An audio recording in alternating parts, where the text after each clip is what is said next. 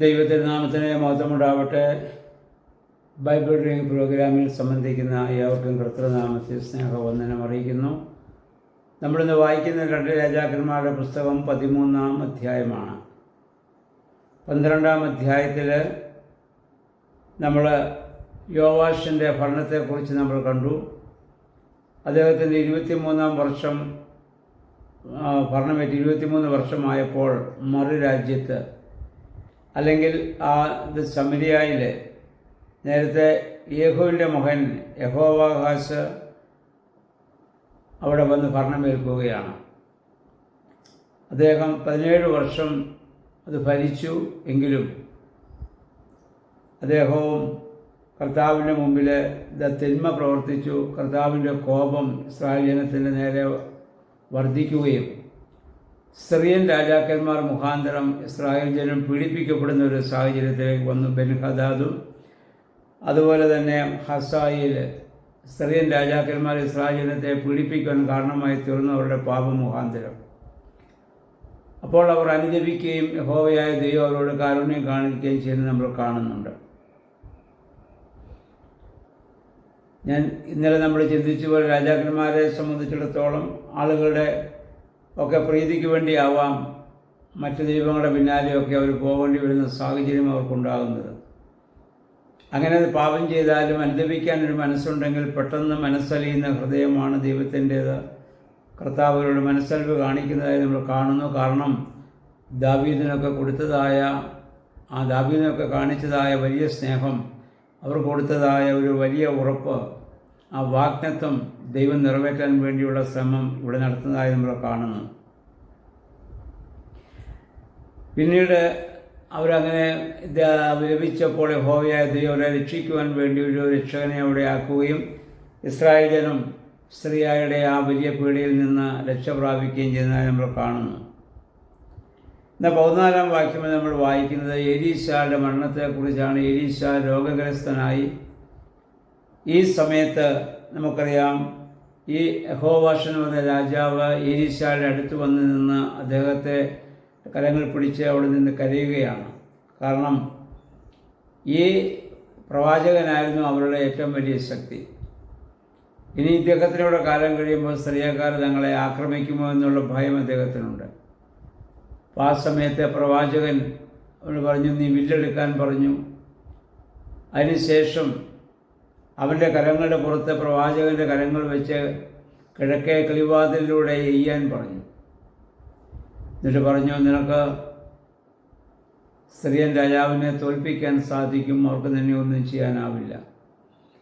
അതിനുശേഷം അമ്പെടുത്ത് കൊടുത്തിട്ടത് നിലത്തടിക്കാൻ പറഞ്ഞു. അദ്ദേഹം 3 പ്രാവശ്യം അടിച്ച് അത് നിർത്തി. അപ്പോൾ പ്രവാചകൻ അവിടെ കോപിക്കുന്നുണ്ട്, നീ എന്തിനാണ് 3 പ്രാവശ്യം അടിച്ച് നിർത്താൻ ഞാൻ പറഞ്ഞില്ലല്ലോ. 5ഓ 6ഓ പ്രാവശ്യം നീ അടിച്ചിരുന്നെങ്കിൽ നിനക്ക് സിറിയക്കാരെ മൊത്തം ഇല്ലാതാക്കാമായിരുന്നു. എന്നാൽ ഈ 3 പ്രാവശ്യം അടിച്ച് നീ നിർത്തിയതുകൊണ്ട് 3 പ്രാവശ്യം നിനക്ക് അവരെ തോൽപ്പിക്കാൻ സാധിക്കുമെന്ന് മാത്രമേ ഉള്ളൂ എന്ന് പറഞ്ഞു. അതിനുശേഷം നമ്മൾ വായിക്കുന്ന പ്രവാചകൻ അവിടെ മരിക്കുകയാണ്. പ്രവാചകൻ മരിച്ച അദ്ദേഹത്തെ കൊണ്ട് അവിടെ കബറടക്കി. അത് കഴിഞ്ഞപ്പോൾ മോവാബ് ഇവരെ ആക്രമിക്കാൻ വന്ന സമയത്ത് ഒരു മൃതശരീരവുമായി ആളുകൾ ഇത് സംസ്കരിക്കാൻ പോകുന്നു. അവരെ ഭയപ്പെട്ട് ഇവർ അവരുടെ കയ്യിലുണ്ടായിരുന്ന മൃതശരീരം അടുത്ത് കണ്ട ഒരു ഗുഹയിലേക്ക് എറിഞ്ഞിട്ട് അവർ ഓടി രക്ഷപ്പെട്ടു. മൃതശരീരം ചെന്ന് വീണത് എലീശ പ്രവാചകൻ്റെ അസ്ഥിയിൽ ആ മൃതശരീരം ചെന്ന് സ്പർശിക്കുകയും അത് ജീവനുള്ള ദേഹിയായി മാറ്റപ്പെടുകയും ചെയ്യുന്നതായി നമ്മൾ കാണുന്നു. വിശുദ്ധന്മാരുടെ തിരുശേഷിപ്പുകൾക്കും അസ്ഥികൾക്കുമുള്ള ശക്തി നമ്മൾ കാണുന്നു. ജീവിച്ചിരുന്നപ്പോൾ എത്രയോ അത്ഭുതങ്ങളും അടയാളങ്ങളൊക്കെ ചെയ്ത വ്യക്തിയാണ് അദ്ദേഹം. അദ്ദേഹത്തിൻ്റെ അസ്ഥിയെ പോലും സ്പർശിച്ചിട്ട് മൃതശരീരം വരെ ജീവിച്ചെഴുന്നേൽക്കുന്നതായി. കാരണം ദൈവികമായ ശക്തിയാണ് അവരിലും അവരുടെ തിരുശേഷിപ്പുകളിലും പ്രവർത്തിക്കുന്നത് എന്നുള്ള സത്യം ഇതിൽ നിന്ന് നമുക്ക് മനസ്സിലാക്കാവുന്നതാണ്.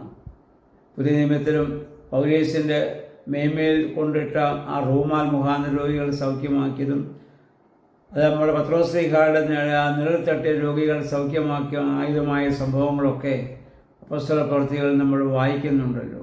5-ാം അധ്യായത്തിലും അതിൻ്റെ 19-ാം അധ്യായത്തിലും ഒക്കെ ഇത് വിശദമായി നമ്മൾ വായിക്കുന്നുണ്ട്. അപ്പോൾ നമുക്ക് വേണമെങ്കിൽ ചോദിക്കാം, എലീശ പ്രവാചകൻ എന്തുകൊണ്ട് രോഗഗ്രസ്തനായി? അദ്ദേഹം ഒരു പ്രവാചകനായിരുന്നില്ല. എത്രയോ പേരുടെ രോഗത്തെ സൗഖ്യമാക്കുകയും മരിച്ചവരെ ഉയർപ്പിക്കുകയും വീരപ്രവർത്തികളെയും ചെയ്ത് അദ്ദേഹത്തിന് രോഗം വരുമോ?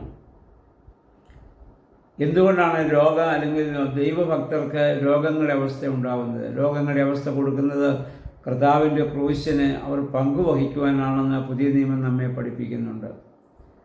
നമ്മുടെ കർത്താവ് എന്ത് തെറ്റ് ചെയ്തിട്ടാണ് ആ ക്രൂശ് മരണം ഏൽക്കേണ്ടി വന്നത്? ഒരു തെറ്റ് ചെയ്തിട്ടില്ല. മറ്റുള്ളവർക്ക് വേണ്ടി കർത്താവ് ക്രൂശ് വഹിക്കുകയാണല്ലോ ചെയ്തത്, എൻ്റെയും നിങ്ങളുടെയും പാപം മാറുന്നതിന് വേണ്ടിയിട്ട്. അപ്പോൾ വിശുദ്ധന്മാരുടെ ജീവിതത്തിലും ക്രൂശിൻ്റെ അനുഭവങ്ങളുണ്ട്. പക്ഷേ ക്രൂശിൻ്റെ അനുഭവങ്ങളുണ്ടെങ്കിലും അവരുടെ അസ്ഥികളിൽ വരുന്നവരെ ആ ശക്തി പുറപ്പെടുന്നതായി നമ്മൾ കാണുന്നുണ്ട്.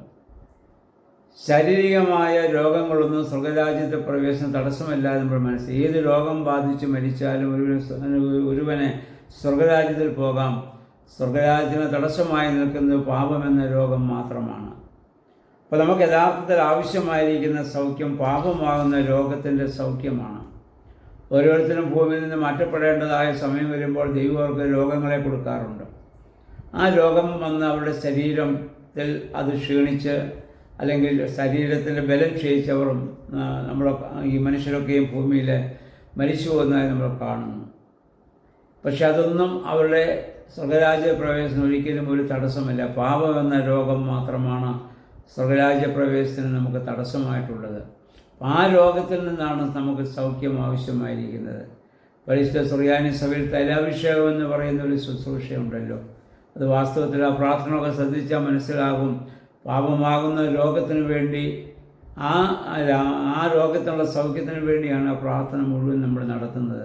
അപ്പോൾ ശാരീരിക രോഗത്തിന് വരെ സൗഖ്യം അവിടെ ലഭ്യമാവുകയാണ്. നമുക്ക് ശരീരത്തിലുണ്ടാകുന്ന മിക്കവാറും രോഗങ്ങൾക്കൊക്കെ കാരണം നമ്മുടെ മനസ്സിൻ്റെ ടെൻഷനും അല്ലെങ്കിൽ മനസ്സിലെ പാപവും ചിന്തകളും പ്രവൃത്തികളും ഒക്കെയാണ്. അപ്പം അങ്ങനെയൊക്കെ ഉള്ളതൊക്കെ ആ തൈലാഭിഷേകത്തോടുകൂടി നമുക്ക് സൗഖ്യം വരുന്നത് നമ്മൾ കാണുന്നുണ്ട്. അപ്പം അതുകൊണ്ട് നമുക്കും ഇവിടെ ഈ അധ്യായം നമ്മൾ മനസ്സിലാക്കേണ്ടത് ഒരു രോഗവും സ്വർഗരാജ്യ പ്രവേശനം നമുക്ക് തടസ്സമില്ല. പാപം എന്ന രോഗം മാത്രമേ നമുക്ക് തടസ്സമുള്ളൂ. ആ രോഗമുണ്ടാവാതെ നമ്മളെ സൂക്ഷിക്കുവാൻ ദൈവവുമായുള്ള ബന്ധത്തിൽ ജീവിക്കാൻ നമുക്കിടയായിത്തീരണം. വേദപുസ്തകം വായിക്കുകയും ധ്യാനിക്കുകയും ചിന്തിക്കുകയും പ്രാർത്ഥിക്കുകയും ചെയ്യുമ്പോൾ ദൈവം അതിന് നമ്മെ സഹായിക്കും. ദൈവമേ പരിശുദ്ധാത്മാവേ അതിന് ഞങ്ങളെ ബലപ്പെടുത്തണമേ എന്ന് പ്രാർത്ഥിക്കാം. എല്ലാവരെയും സർവശക്തനായ ദൈവം അനുഗ്രഹിക്കുമാറാകട്ടെ.